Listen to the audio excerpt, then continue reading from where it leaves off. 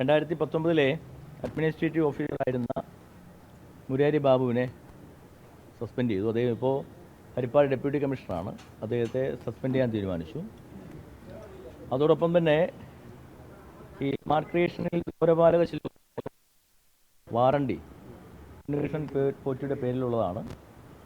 അത് റദ്ദ് ചെയ്യുവാനും ദേവസ്വം ബോർഡ് നേരിട്ട് നടത്തുവാനും വേണ്ട നടപടിക്രമങ്ങൾക്ക് വേണ്ടി ഡെപ്യൂട്ടി കമ്മീഷണറെ ചുമതലപ്പെടുത്തി. ഇത്രയും കാര്യങ്ങളാണ് ഇന്നത്തെ ബോർഡ് തീരുമാനിച്ചത്.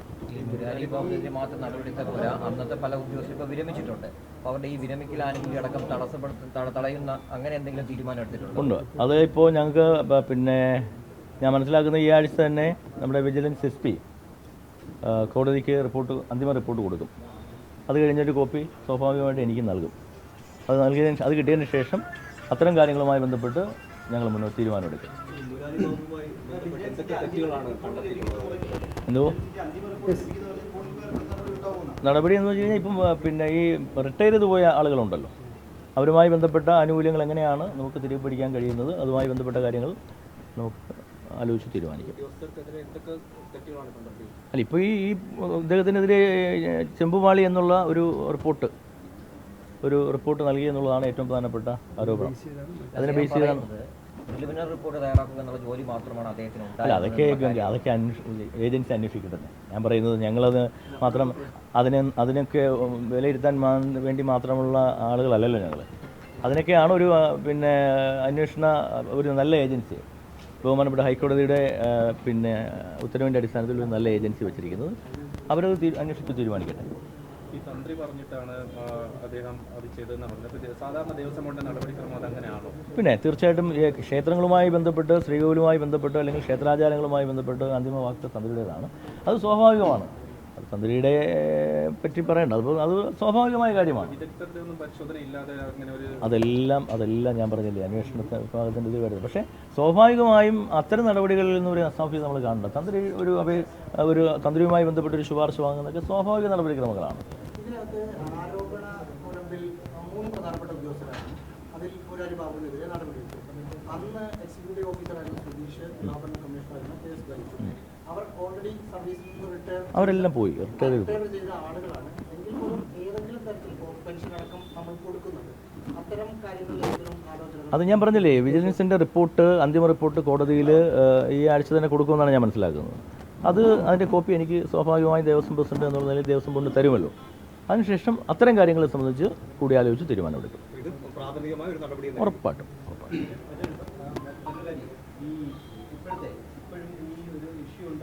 കോടതിയുടെ അനുമതിയില്ലാതെ പുറത്തേക്ക് കൊണ്ടുപോയി എന്നാണ്. അപ്പോൾ അത് അങ്ങനെ ഒരു നിബന്ധന ഉള്ള കാര്യം അറിയിക്കേണ്ടത് ഉദ്യോഗസ്ഥരാണ്. അപ്പോൾ അവരെ അറിയിക്കാതെ അപ്പോൾ ഈ പറയുന്ന ഇപ്പോഴും ആ വിഷയം ഉണ്ടായോ? ഉദ്യോഗസ്ഥരുടെ ഭാഗത്തൊരു നോട്ടക്കുറവ് ഉണ്ടായോ? നോക്ക് അതൊക്കെ നമുക്ക് പരിശോധിക്കാം. അതെല്ലാം പരിശോധിക്കാം. മെമ്പേഴ്സിനും എപ്പോഴും അറിയണമെന്നില്ല. അപ്പോൾ അത് അവിടെ വിട്ട് ഈ പറഞ്ഞ വാറന്റി ഉള്ളത് കൊണ്ടാണ് താങ്കൾ നേരത്തെ പറഞ്ഞു വീണ്ടും ഇതേ ആൾക്ക് കൊടുത്തത്. പക്ഷേ അത് ഈ സന്നിധാനം വിട്ട് പുറത്തേക്ക് കൊണ്ടുപോകാൻ അനുമതി ഇല്ലാത്ത ഒരു കാര്യമാണ്. പിന്നീട് കോടതി അറിയിക്കുക. നമുക്ക് അതെല്ലാം പരിശോധിക്കാം. ഇതെല്ലാം പരിശോധനത്തിന്റെ ഭാഗമായിട്ട് വരുമല്ലോ.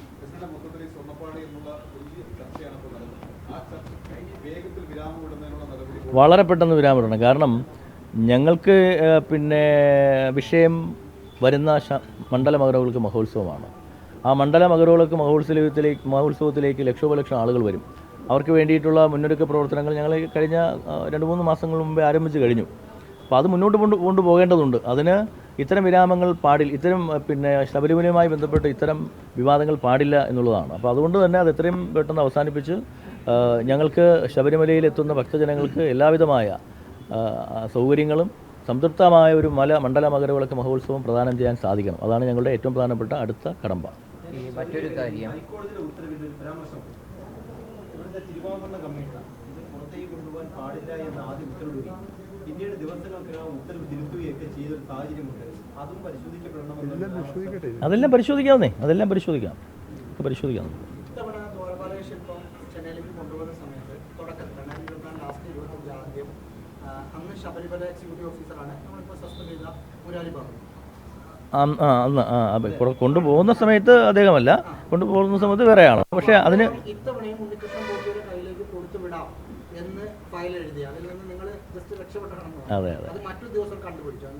അല്ല, അത് ഞങ്ങൾക്ക് സ്വാഭാവികമായും പിന്നെ ഞങ്ങളതിന് അനുവദിച്ചില്ലല്ലോ. ബോർഡിലേക്ക് ആ റിപ്പോർട്ട് വന്നപ്പോൾ ബോർഡ് ഒറ്റക്കെട്ടായിട്ടാണ് ആ തീരുമാനം എടുത്തത്. അത് കൊണ്ടുപോകാൻ പാടില്ല, അത് ഒരു പ്രൊസീജിയർ അനുസരിച്ച് പോകണം, അത് അങ്ങനെ ഒരു തേർഡ് പാർട്ടിയുടെ കയ്യിൽ കൊടുത്തുവിടാൻ പാടില്ല എന്നുള്ള തീരുമാനം ബോർഡ് ഒറ്റക്കെട്ടായി എടുത്തതാണ്. അദ്ദേഹം മാധ്യമങ്ങളോട് സംസാരിച്ചപ്പോൾ പറഞ്ഞത് അതിനകത്ത് സ്വർണ്ണമുണ്ടായിരുന്നു, പക്ഷെ സ്വർണം വാങ്ങി ചെമ്പായതുകൊണ്ടാണ്. അല്ല, അത് അതിനെക്കുറിച്ചല്ല പറഞ്ഞത്. പുള്ളി പറഞ്ഞ 2019 കാര്യമായിരിക്കും. 2019 അതായത് സ്വർണം വാങ്ങി ചെമ്പായതുകൊണ്ട് അതിനകത്ത് സ്വർണ്ണം എന്ന് എഴുതി വെച്ചാൽ സ്വർണ്ണം ഉണ്ടാക്കി കൊടുക്കേണ്ട ബാധ്യത ആയിരിക്കും ഉണ്ടാവുമല്ലോ. അദ്ദേഹത്തിൻ്റെതായ വാദഗതികളല്ലേ, അതൊക്കെ പരിശോധിക്കട്ടെ. അതൊക്കെ വരുന്ന പിന്നെ ഇൻവെസ്റ്റിഗേഷൻ ടീം പരിശോധിക്കട്ടെ. സ്വാഭാവികം അദ്ദേഹത്തിൻ്റെ മൊഴിയൊക്കെ എടുക്കുമല്ലോ. ആ സമയത്ത് പരിശോധിക്കട്ടെ. അതിനെ സംബന്ധിച്ചൊന്നും അന്വേഷണ പരിധിയിലിരിക്കുന്നൊരു കാര്യമില്ലേ. അതൊക്കെ അന്വേഷണ സമിതി തീരുമാനിച്ച് പറയട്ടെ. അതെല്ലാം അന്വേഷണ പരിധിയിൽ വരേണ്ട കാര്യങ്ങളല്ലേ ഞാൻ പറയുന്നത്. അതെല്ലാം കൃത്യമായി അന്വേഷിക്കുന്നതിന് വേണ്ടിയിട്ടാണല്ലോ ഒരു പുതിയ ടീമിനെ വച്ചിരിക്കുന്നത്. ഞാൻ പറയുന്നത് അതൊക്കെ ഞാൻ ഇനി അതിനെക്കുറിച്ച് പറയാൻ പാടില്ല. ഒരു അന്വേഷണ സമിതിയെ നിയോഗിച്ച സ്ഥിതിക്ക് അതെല്ലാം ആ ഒരു കാലഘട്ടം എന്നൊക്കെ പറയുന്നത് ആ അന്വേഷണ സമിതിയുടെ പരിധിയിൽ വരുന്ന കാലഘട്ടമാണ്. അവരന്വേഷിക്കട്ടെ, വിശദമായി അന്വേഷിക്കട്ടെ. ഞങ്ങളെ സംബന്ധിച്ചിടത്തോളം സമഗ്രമായ അന്വേഷണം വേണം. എത്രയും പെട്ടെന്ന് ഈ വിവാദം അവസാനിപ്പിച്ച് മണ്ഡല മകരവിളക്ക് മഹോത്സവത്തിലേക്ക് പോകാൻ സാധിക്കണം. അത് സ്വാഭാവികമല്ലേ. സ്വാഭാവികം ഒരു ജനാധിപത്യ വ്യവസ്ഥയിൽ അപ്പോഴുള്ള ആ സമയത്തുള്ള മന്ത്രിയുടെയും പ്രസിഡന്റിൻ്റെയൊക്കെ പിന്നെ രാജിയും ഒക്കെ ആവശ്യപ്പെടുക സ്വാഭാവികമല്ലേ. പക്ഷെ അവർ മനസ്സിലാക്കാനുള്ളത് ഈ പ്രസിഡന്റിൻ്റെയും മെമ്പർമാരുടെയൊക്കെ ഈ സ്വന്തം വീട്ടിലേക്കുള്ളൊരു മാർച്ച് എന്നൊക്കെ പറയുന്നത് അത് ധാർമ്മികതയ്ക്ക് നിരക്കുന്നതാണോ എന്ന് കൂടി അവരൊന്ന് ആലോചിക്കണം. അത്രേ ഉള്ളൂ. ഓക്കെ. മറ്റൊരു കാര്യം, ഈ മെമ്പർക്കെതിരെ വലിയ ആരോപണമൊക്കെ വന്നായിരുന്നു. ഉണ്ണികൃഷ്ണൻ പോറ്റിയുടെ കെയർ ഓഫിൽ ബ്രാഞ്ച് സെക്രട്ടറി ഗോപിക്ക് വീട് വെച്ച് കൊടുത്തു. അതേപോലെ തന്നെ അവിടുത്തെ ഒരു ക്ഷേത്ര പുനരാധന നടത്തിയതിനൊക്കെ ഉണ്ണികൃഷ്ണൻ പോറ്റിയുടെ സഹായം ഉണ്ടായി. അതിന് അവിടെയെല്ലാം മെമ്പറും ഒക്കെ ഉണ്ടായിരുന്നു എന്നാണ് പറയപ്പെടുന്നത്. അതിൻ്റെ ദൃശ്യങ്ങളടക്കം പുറത്തു പോവുകയും ചെയ്തു. അല്ല, അതൊക്കെ പിന്നെ ഒരു പൊതുപ്രവർത്തകർ. ഇത് ഞാൻ പറയുന്നത് ഈ ബോർഡുമായി ബന്ധപ്പെട്ട് ഒരു ആനുകൂല്യങ്ങളും അദ്ദേഹത്തിന് കിട്ടിയില്ലല്ലോ. മാത്രമല്ല അന്നൊക്കെ ഈ ഇത്തരം പിന്നെ വാർത്തകളൊക്കെ പുറത്തു വരാത്തൊരു കാലമല്ലേ. ആ സമയത്ത് ഒരു പൊതുപ്രവർത്തകൻ എന്ന നിലയിൽ പ്രത്യേകിച്ച് ഒരു ക്ഷേത്ര ഉപദേശക സമിതി സംഘടിപ്പിച്ചൊരു പരിപാടിയിൽ പോയത് അത് അങ്ങനെ ഒരു ദുരുദ്ദേശത്തോടുകയാണെന്ന് എനിക്ക് തോന്നുന്നില്ല. ബാക്കി മെമ്പർ മറുപടി പറയും. ഓക്കെ. ഞാൻ ഈ ബോർഡ് മീറ്റിങ്ങിലായിരുന്നു. സത്യസന്ധമായി പറഞ്ഞാൽ ഈ വാർത്ത എല്ലാം എനിക്ക് കേൾക്കാൻ പറ്റിയില്ല. ഒരു 10-22 മാസമായി നിങ്ങൾക്ക് മിക്കവാറും എല്ലാവർക്കും എന്നെ അറിയാവുന്നതായിരിക്കും. പക്ഷെ എൻ്റെ ഭാഗം കേട്ടില്ല.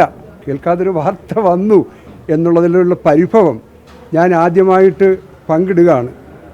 അറക്കൽ ശ്രീ അന്നപൂർണേശ്വരി ക്ഷേത്രത്തിലെ ഉപദേശക സമിതി അംഗം ബിനുവാണ് ബാംഗ്ലൂരിലെ രാഘവേന്ദ്രയെയും രമേശിനെയും പ്രസാദിനെയും ഒക്കെ എന്നെ പരിചയപ്പെടുത്തുന്നത്. എല്ലാ വർഷവും 2-3 വീടിങ്ങനെ അവർ നിർധനരായിട്ടുള്ളവർ, വാസയോഗ്യമല്ലാത്ത വീടുള്ളവർക്ക് വെച്ചു കൊടുക്കും എന്ന് എന്നോട് പറഞ്ഞു. എനിക്ക് വലിയ സന്തോഷമുണ്ടായി. അതിനെല്ലാ പ്രോത്സാഹനവും ഞാൻ കൊടുത്തു. കാരണം അവരുടെയൊക്കെ ദുരിതം എനിക്കറിയാം. ചോർന്നൊലിക്കുന്ന വീടുള്ളവരാണ്. എല്ലാ പ്രോത്സാഹനവും ഞാൻ കൊടുത്തു. അവരാണ് നേരിട്ട് ക്ഷേത്ര ഉപദേശക സമിതിയാണ് ചടങ്ങുകൾ സംഘടിപ്പിച്ചത്. MLAയും DYSPയും ഒക്കെ അടക്കം എല്ലാവരും പങ്കെടുത്തു. അപ്പോൾ സ്വാഭാവികമായി എൻ്റെ പ്രദേശത്തുള്ള ഒരു ക്ഷേത്ര ഉപദേശ സമിതി ഈ നിർധനരായിട്ടുള്ള 2 പേർക്ക്, നിരാലംബരായിട്ടുള്ള 2 പേർക്ക് വീട് കൊടുക്കുമ്പോൾ അതിൽ ഏറ്റവും കൂടുതൽ സന്തോഷിച്ച ആളാണ് ഞാൻ. ഇങ്ങനെ ഒരു ദുഃഖ പര്യവസാനത്തിൽ എത്തുമെന്ന് ഞാൻ സ്വപ്നേവി വിചാരിച്ചിട്ടില്ല. ദയവ് ചെയ്ത് ഇനി ഇങ്ങനെയുള്ള പൊതുപ്രവർത്തകർ നാളെ ഒരു ചാരിറ്റിയിലൊക്കെ എങ്ങനെ പോകും?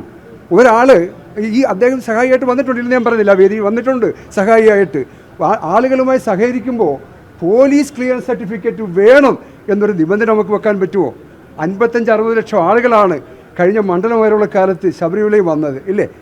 അപ്പോൾ എനിക്ക് അതിനെപ്പറ്റി അത്രേ പറയാനുള്ളൂ. പക്ഷേ എൻ്റെ പരിഭവം വീണ്ടും പറയുകയാണ്, എല്ലാവരും എന്നെ അറിയുന്നതാണോന്നില്ല, പക്ഷെ അറിയുന്നവർ പോലും എൻ്റെ വേർഷൻ കേട്ടില്ല, എൻ്റെ ഭാഗം കേട്ടില്ല എന്നുള്ളൊരു പരിഭവം കൂടി ഞാൻ പങ്കുവെക്കുക കേട്ടോ.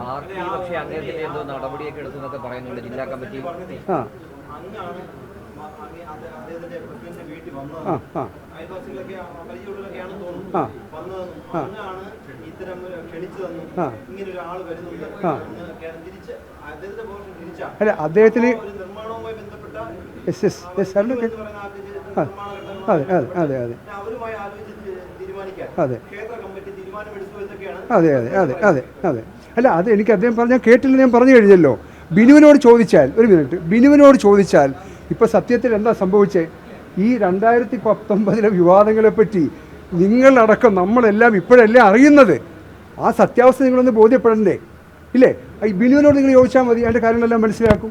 പിന്നെ എന്താ ചോദിച്ചത് പറഞ്ഞു?